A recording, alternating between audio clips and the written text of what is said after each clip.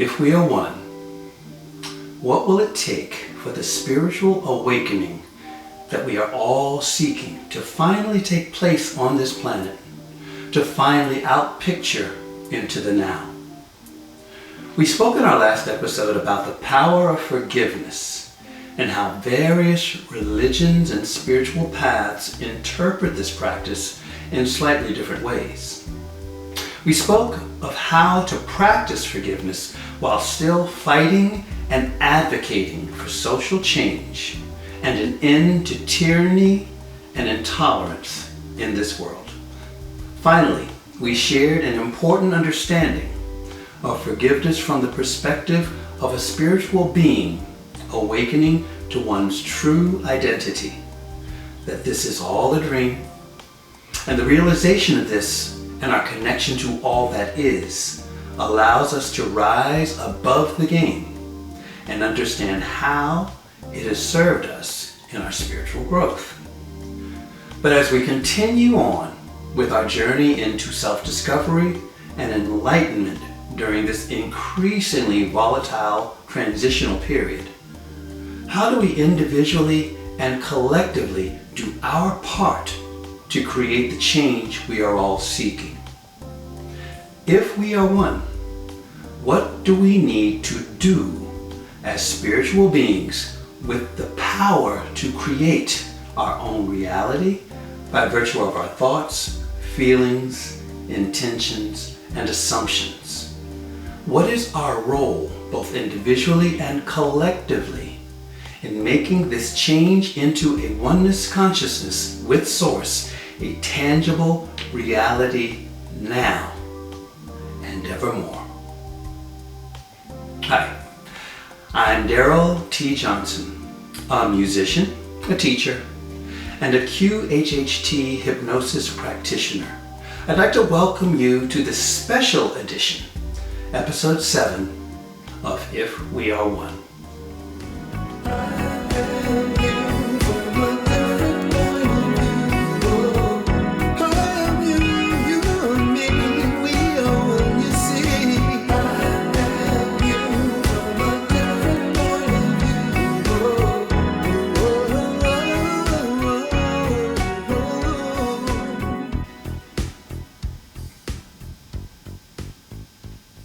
Hello everyone. Thank you so much for being here.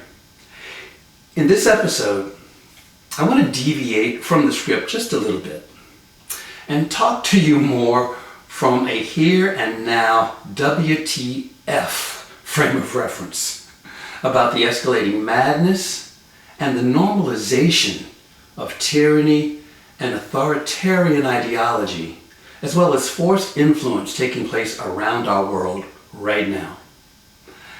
As you may have picked up from earlier episodes, I tend to shy away from the specifics of world events and those that would try to move us into a darker reality. And I am not going to start now. I will leave those discussions and truth to power in the amazingly capable hands of so many incredibly and insightful pundits and people of passion and conviction to take on that piece. I admire them and I thank them all. What I consider my role to be is more from the 20,000 foot view with eagle eyes, seeing what we can all do from a more spiritually energetic perspective and frame of reference. As we begin to understand more and more about our true power and how to awaken into the mastership of our own fate, it becomes a spiritual call to action for those of us coming online to serve as the true catalysts of change. It is incumbent on all of us who are awake and aware to raise our spiritual vibrations higher and higher, so as to raise the collective vibration of our planet and bring into physical reality the new age of enlightenment and peace once and for all into this place we call home. There are many individuals and groups already doing this now. in their own ways and within their own level of understanding and frame of reference. And I commend all who undertake this important inner creative manifestation work. I want to focus this episode on how we can individually and collectively do the same thing as we bring more and more souls into our circle of awareness and understanding of the true potential and power. This action and activity is real, and it needs to happen in a wider field of conscious awareness and influence. Just to give you a tangible example of the power of manifestation through mindful meditation, prayer, and affirmation practices, I want to share with you a very powerful group consciousness event that took place, which empirically showed the power of collective consciousness impacting the reality around them. It was in Washington, D.C. between June 7th and July 30th of 1993, where approximately 4,000 individuals practicing transcendental meditation, including Buddhist monks and other participants, gathered as part of the National Demonstration Project to reduce violent crime and improve societal conditions. This large group meditated twice daily, aiming to focus collective electromagnetic brain activity on increasing coherence in the community's consciousness. The result was a significant reduction in violent crime rates in Washington, D.C., with reported decreases of about 23.6% in violent crimes during the first month, and a long-term reduction in homicide, rape, and assault crimes by up to 48% when factoring in what's called steady state effects, which refers to the sustained influence on a population or environment after the initial impact of a practice like group meditation has occurred. The project was monitored by an independent review board including sociologists, criminologists, police representatives, and civic leaders. The findings were robust against changes in police staffing, seasonal variations and trends, supporting the conclusion that the large-scale group meditation had a measurable positive impact on reducing crime during this period. This event is often cited as an example of what is called the Maharishi effect, where group meditation is believed to produce a field effect of consciousness that can influence social behavior and reduce violence in a community. Very powerful stuff, to be sure. There are many groups and organizations around the world that are practicing this type of group consciousness of prayer, meditation, and mindful intention. I'd like to cite just a few examples, things that you might want to actually be involved with yourself. Number one is an example of 100,000 Hours for Peace by Tergar International. The Buddhist-inspired Tergar community hosted a global initiative called 100,000 Hours for Peace, where participants collectively contributed meditation hours dedicated to world peace.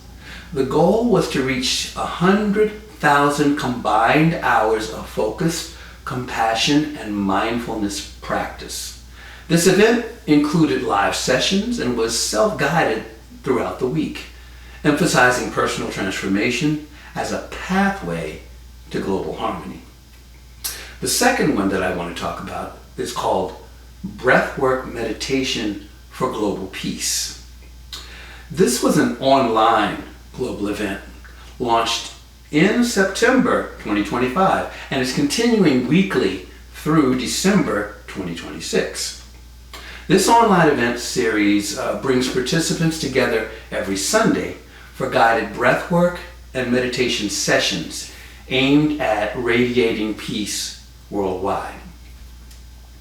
A third one was one called Global Meditation for Peace by Sikh Dharma International from November 1st, 2024 through January 31st, 2025. The Sikh Dharma community coordinated a 90-day global meditation to promote worldwide peace. Other examples include Unify Global Synchronized Meditations with campaigns engaging millions of participants across over 150 countries, combining meditation with acts of social service such as community cleanups and humanitarian work under the banner #WagePeace. And of course, I don't want to forget World Meditation Day, which in May of this year united over 50,000 people across all 50 U.S. states in a synchronized 1-hour meditation.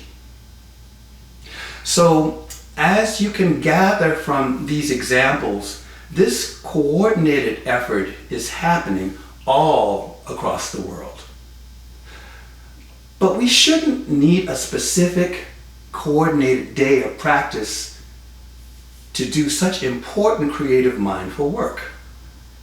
This should be a daily practice for all of us, especially those of us who understand the power of ourselves as spiritual beings, both individually and collectively. The only question that may arise is, how do I mindfully go about doing this? Well, I'm glad you asked. It's been on my mind for a while now. And based on much of what has been shared with you so far in this podcast, I came up with something that I am gifting to you to use as a meditative, affirmational mindfulness tool. I call this the Vibrational Affirmation of Love, Peace, Awakening, and Oneness. Now, I have provided you with the text of this vibrational affirmation in the information reference section for you to memorize and use as you see fit.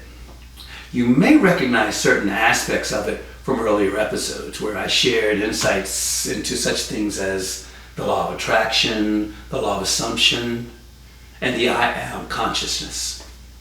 Please consider this as a template only. It's not etched in stone. For this is merely a starting point for your use. You may personalize this affirmation in any way that you feel appropriate. You can use it in total or in parts. It's just something that I thought might be helpful to give you a starting point. So I'm going to now share this affirmation with you. And if you like, please feel free to repeat after me so that you might internalize the intentions of what is said. Words have power and are actually encryption codes of energetic intention. So when you say these affirmations, please understand that you are creating energetic fields of divine intention towards manifestation. So close your eyes if you wish. And here's my gift to you, the vibrational affirmation of love, peace, awakening, and oneness. I am love. I am joy. I am abundance. I am gratitude. I am compassion. I am forgiveness. I am grace. I accept the perfect world peace with the perfect calm and the perfect spiritual awakening and enlightenment in the perfect way. I am peace. I am calm. I am open as a oneness channel of all that is.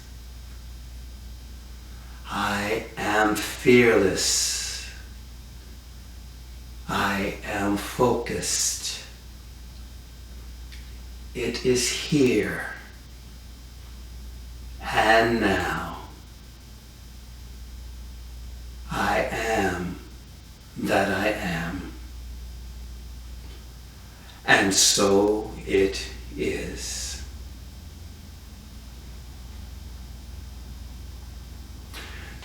When you are ready, you may open your eyes and come back. It's simple. It's short, but it is powerful in its intention. Use it whenever you are feeling less than your divine self.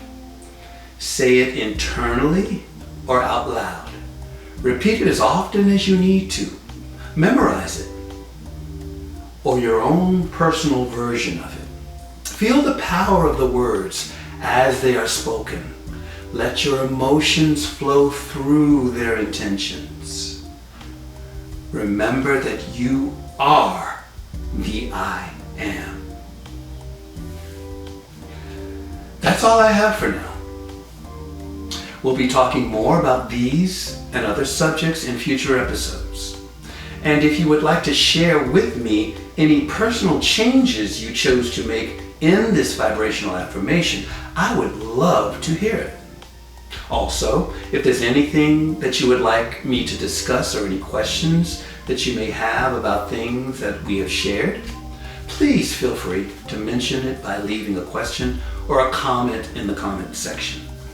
As always, if you have found any of this information at all helpful or enlightening, please do me a favor and like, subscribe, and share with others. I thank those of you who are coming to this space. I hope you will take this daily vibrational affirmation to heart and practice it regularly. And I hope you continue to let more people know about this podcast so they can be a part of this ongoing movement to a oneness consciousness. As always, I send you love. All of you, I send you love.